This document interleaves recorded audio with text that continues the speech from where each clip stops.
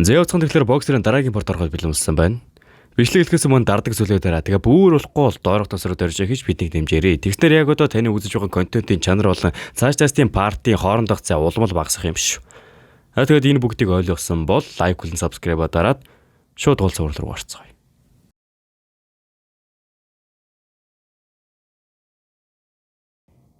Би ч гэсэн утга учир болох гэж оролцсон. Гэхдээ чин үнийг хэлэх юм бол би мэдэхгүй байна. Миний хувьд бокс бол ердөө л ажил. Мөнгө болон нэр төр авчирдаг мэрэгжлийн спорт. Үүнээс дутуучгүй, илүүчгүй. Би бол мангас. Ердөө л хүмүүсийг нислахтаа бусдаас арай сайн мангас. Ямар ч үйл явдал мань эргээ тулаан руу шилжчихэд 10-ны цохил саялтныг Харкаг шүргэж амждаг. Тэр шүргэлтэн дээр манай Харкагийн чихэн сэтэрсэн баг жишээ нь. Ямар ч саяны цохилтоос хийж дуусаагүй 4-р үе өндөрлөдөг. Ямар ч сэтгүүлчийн бодлоор цааш үйл явдлаар үргэлжлэдэг. Сэтгүүлч 10-ны тасалжуулагчтай ярьж байх бөгөөд 10-ны тасалжуулагч нам нэгтэй сэтгүүлч гоц аюултай ямар байдаг бол гэж та бодож байсан уу? Тэдний хувьд тийм сайхан зүйл биш. Гэхдээ тэд энгийн хүмүүсийн өөрийн болгож чадахгүй эд хөрөг нэр алдрыг авч чадна. Мөн хүн төрөлхтний төвөд нэрээ үлдээж чадвар том амжилт ээж бүтээж чадна. Сайхан амьдрал гэж бодож байна да. Гэхдээ нэ тийм байхаа. Залуу гоц аюултуудын гаргадаг өөрт хөдөлтэй байлыг харах юм бол чиний зүв байх. Тиймээс л бидний шиг энгийн хүмүүс тэдний авьяасыг биширдэг гэж бодож байна. Гэсэн чи хэрв хүн гэж авч үзэхэд хүртэл асуудалтай гэмээр дэндүү гайхалтай авьяастай хүн байвал. Хэрв гоц авьяаснаас ч илүү хүн байвал. Тэдэнд ямар санагдах вэ? Бусдаас илүү хөөх мэдрэмж юу? Үгүй. Тэд айдас мэдрэг бол. Мөн ганцаардл. Үйл явдал маань 11-ыг сууж байхад тасалжуулагчийн түн дандаад сайн байлаа. Хоёулаа тэргүүлж байна. Гэхдээ хамгаалтаа бууруулж болохгүй шүү. Тийм ээ, мэдж байгаа. Энэ тэдний ганц төлөвлөсөн зүйл байна гэж байхгүй. Зангстер Ямартаач 5 дугаар раунд хэлнэ.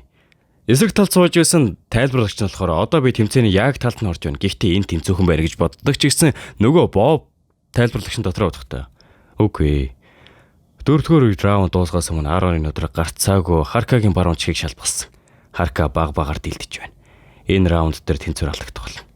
Би түүнтэй уулзсандаа баяртай байна. Энэ дэлхий дээр чи бид хоёр л нэг-нэг ойлгоно. Одоо бидний хийж буй зүйлийг тэр ойлгож байгаа болов уу? Зангстер ямар тач манай Харка баг-багаар ялагдаж эхэлж байдаг. Ахиныг 10-ны цохил манай хүний баруун мөргийн шүрэх бөгөөд шууд бол цус цацрна. Тайлбарлагч үүнийг нь харснаа Харка 10-ны цохилтуудаас бүрэн бултаж чадгаа байсан байна. Харин дасгалжуулагч нь сайн байна. Тоглоом үүгээр дуусна гэж найд. 10 дотроо утгатай. Энэ магадгүй миний хийсэн хамгийн утга учиртай тулаан байна баг. Би чамайг тэр мангасаас аварна. Гэж бодож дуусвуугүй юу гинтэл 10 хөдөлгөөнгөө зогсчихдаг. Үүнийг нь хүмүүс хараа гайхах үед нь 10 гинтэл амнаасаа цус асгаруулж байгаа жишээ нь. Харин К зогсуулагч чи их буруу утсан байна. Энэ хоосон байдал нь түүний цор ганц гэр бүл мөн найз. Хэд чи гант төмөр шиг хадуу битээ төрсөн ч гэсэн хадуу болж чадахгүй биеийн эргэтэн гэж бий шүү дээ. Тэгээ болоогүй энэ К зогсуулагч нь манай Харкагийн нөгөө айхтар том мишог байснаа та тэр мишогт нь яг хүний дотор эргэтэнтэй адилхан нэг шингээ хийцэн байсан юм байлээ.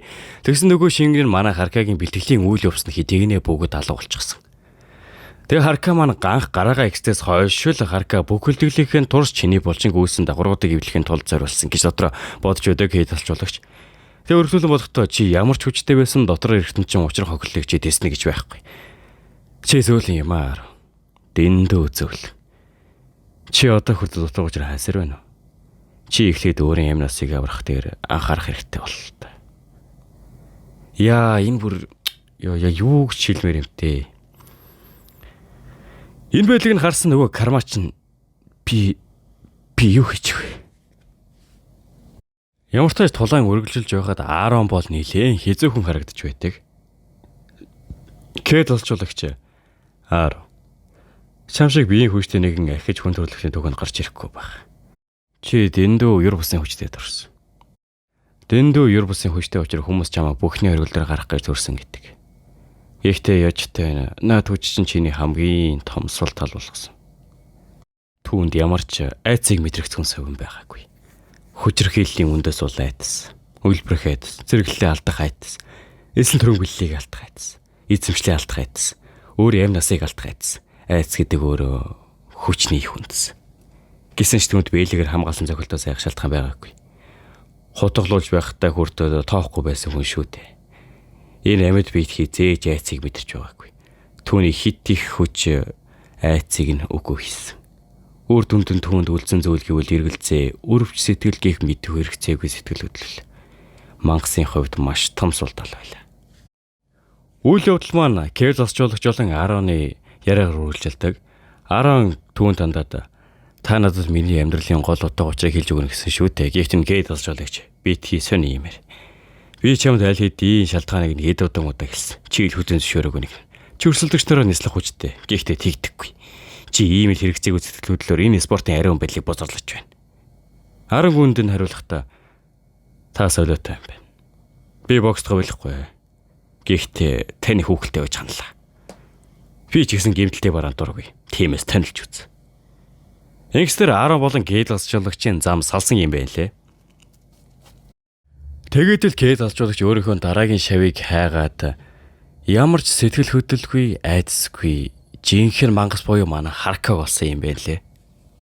Тэгснээр Арон нь хамгийн анх удаа ер нь өвдөлт гэдэг зүйлийг мэдэрч байгаа байхгүй юу? Кэд засжуулагч чин одоо айхтрыг явуулахаар Арон ч бүтэн шахалтанд ороод Харкаг алах эсвэл өөрөө өөхөх гэсэн айхтар одоо ийм шалгуурт унж гинэ гэсэн үг. Үргэлжлүүлэн тулаан руу шилжгээд Арон дотроо утгахдаа би тэнэг байж. Түүнийг аврахаа. Би яаж өөрийнхөө юу мөн хэн болохоо мартчихад. Би ердөө нэг мө хүний амийн хүнүүдийг мангас байж ямар бардам байсан юм бэ.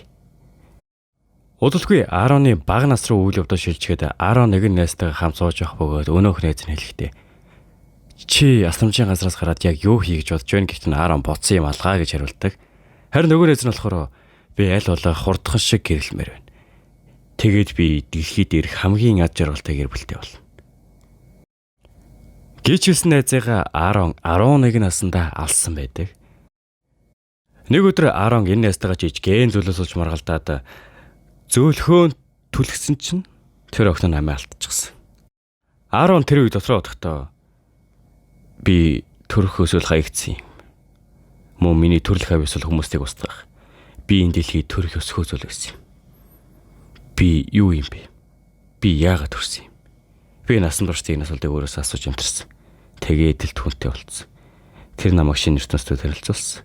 Тэр миний төсөөлснөөс давсан хансагтлал таашаалыг бэлгэлсэн.